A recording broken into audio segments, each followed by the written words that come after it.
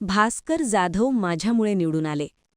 नूतन जिल्हा परिषद सदस्य नेत्रा ठाकूर यांनी जाधवांवर जाहीर टीका केली. पाहूया त्या काय म्हणतायत. माझ्यावर जे आरोप झाले की मलाच ह्या गटातून उमेदवारी दिली जात होती, पण माझी उमेदवारी माझा गट ठरवत होता.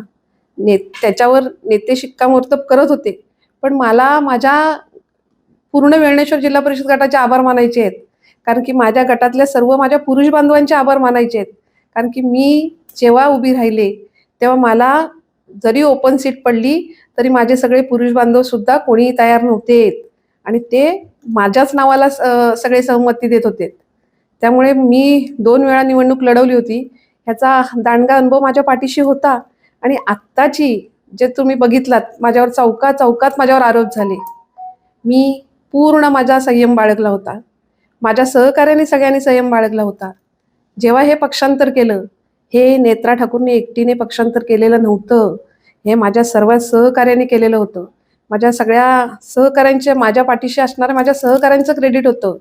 आणि जे माझ्यावर आरोप होत होते, हे आरोप सर्व, आणि मला माझा ठाम विश्वास होता माझ्या जनतेवर, त्यांनी दाखवून दिलं. आणि आत्ताची जी निवडणूक तुम्ही बघितलात, 4,217 मतांची मी निवडून आले.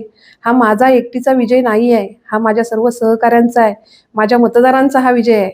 त्यांनी जे माझ्या बरोबर सगळे रक्ताचं पाणी करत होते, सगळे दिवस रात्र मेहनत करत होते, त्यांचा हा विजय आहे.